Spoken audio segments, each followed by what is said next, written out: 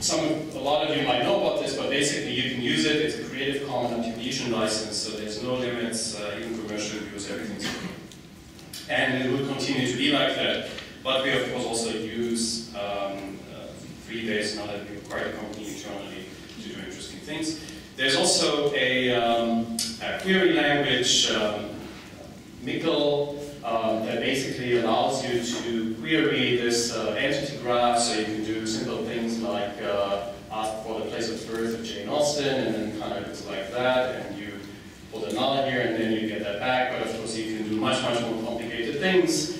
And the whole schema is also part of the graph representation, so you can actually do all kinds of interesting queries and inference in that graph.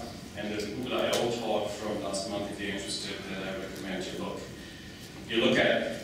So this is kind of a foundation, if you like, that comes more from the humanly curated side. But here's a problem that I see, and I'm not the only one, right? That many have seen, like one problem with semantic web. One problem was always that, first of all, you need to agree on an ontology of something that you use to actually annotate things, right? That is kind of the tricky part of multi-tenant domain.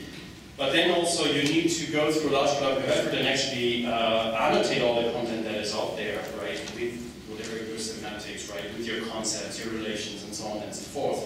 And what we've been looking at Google, there's also work that actually has happened in my group over the last couple of years, is basically to use automatic methods that understand text and the context within a document to be able to do automatic entity linking or grounding, if you like.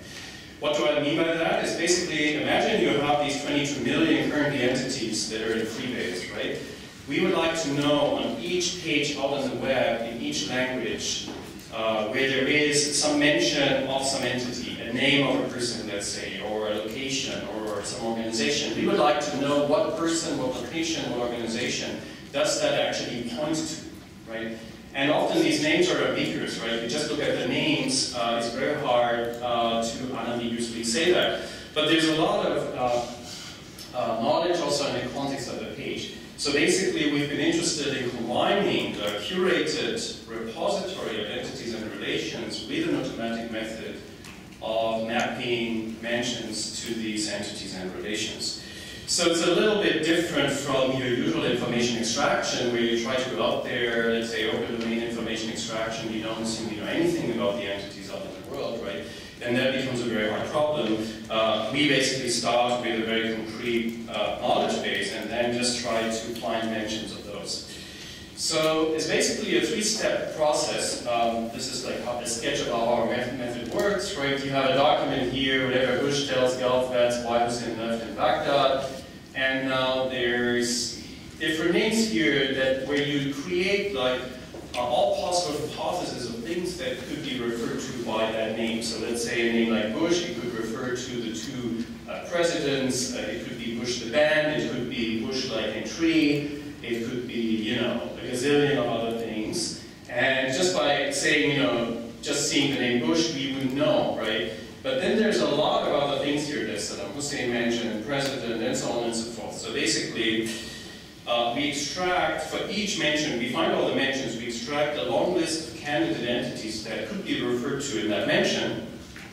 We then exploit known relations, so for instance, free-base relations or other sources that we tap into, basically saying, you know, if we see this entity and then this other entity will actually, they reinforce each other, right? So let's say seeing, you know, Bush referring to a president gets reinforced in the context of whatever Saddam Hussein, right? And if we see whatever first Gulf War is more likely to be supportive of the older Bush president than the younger Bush president, things like that, right? So we extract all of that, and then what we do is basically a joint inference over the whole document. So we look at like all possibilities for each mention, we look at all the mutual reinforcement between these mentions, and we come up with our best hypothesis of what is mentioned at each point. Okay? So basically pruning away a lot of the hypothesis. And this is a system that is live and running, which means we run it over the whole web. Every page that we have gets currently processed by the system, and we get, you know, interesting applications out of that. It's not perfect, it makes mistakes, but you know, at least you can get billions of documents annotated, which is much harder if you have to motivate humans to actually annotate it for you, right? So that is one of the kind of technologies that we've been using here, and of course that's only the beginning. There's more to do. Let me talk about like a second part of the semantic web that is closer to search. So of course Google search is great, right? But there are a lot of queries that are not too hard for humans that we have a really hard time getting right. So one example is this here, painkillers that don't upset the stomach. It's actually in the Google suggestions, so it's a relatively frequent query, and we put it there.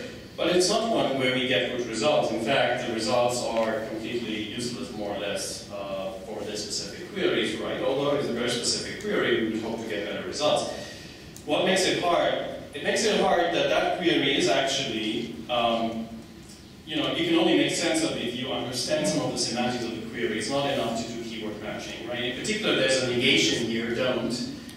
Which if you do keyword matching, it's kind of, right, hard unless you find exactly this phrase somewhere. We're talking about painkillers, so it's better if you would understand that as a class of things, and there's various instantiations that are asked for here, examples. And then there's also upset stomach, where you might not find it like this, right? So you need to get very clever in terms of synonyms to do that. But here is an observation that I think we would like to make, and that is again semantic web-like. You can now imagine that you built like a large ontology by hand, and that would support these types of inferences. But what I claim is that often the information is out there. Web. So, for instance, if we would issue a query painkillers such as asterisk Tylenol, which is one quite simple that I think we still don't support in web search, but internally you can do something like that, then you can see, you can actually find a lot of substances that are mentioned that are painkillers and that are, you know, similar to some other things. So if you have some painkillers that you already identified, let's say, it's relatively easy with some information extraction in combination with search to find your list of painkillers, right? So basically, for a class, find instantiations out there on the web. And you can also, if you do things like painkiller adverse effects include, you know, tricks like that, you can also see that some of the common adverse effects are nausea, asthma, upset stomach, and so on and so forth. You can also learn like what are adverse effects of medication, and you can learn that upset stomach is one of them. And then similarly, right now, you could also discover that Tylenol in relation to upset stomach actually is a medication that is deemed pretty safe, that has no adverse effects. And basically, in principle, you could tie all of that together and come out with much, much better results, right?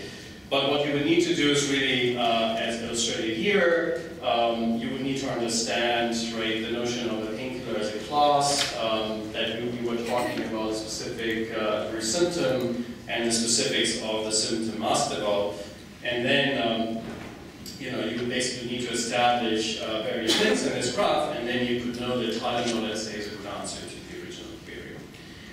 So the idea is, and this is now only meant as a sketch, as a toy example really, but the idea is that for a lot of the things out there, the bits and pieces of evidence are actually on the web already, and we have pretty good data mining capabilities of getting at these basic facts.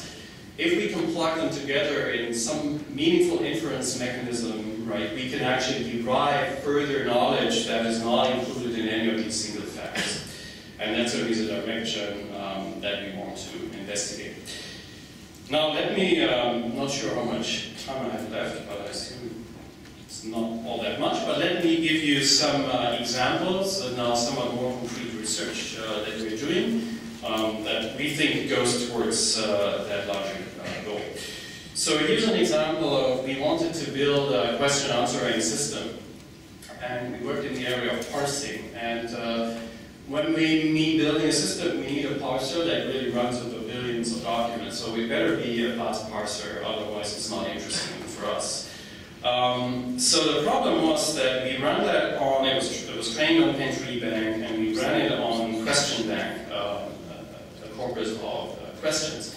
And you would see that the fast parser actually, because it's a shift-reduced parser in various, aspects of that, were not very well suited for the difference between sentences in Wall Street Journal and questions, like word order changes and so on and so forth. You saw a huge drop in terms of F1 measure in parsing accuracy. But on the other hand, we had another parser that was developed by Slav Petrov, who also did this work here, the so-called Stanford parser, or Petrov's parser. And that did, as you can see here, the loss in terms of going from the Wall Street Journal corpus to the questions, you can see here, was much more moderate, right? So here there was a huge loss, there was a smaller loss.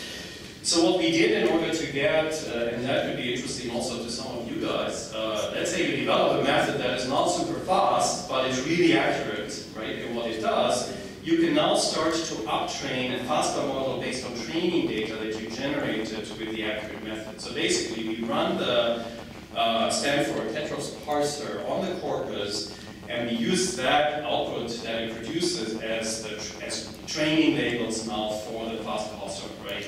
So we could actually take a lot of queries and questions out there, we could get all of them parsed, right, and feed it into the shift-reduced parser. And what you see here is quite amazing that this was the baseline performance on questions, this was the baseline performance on the Wall Street Journal.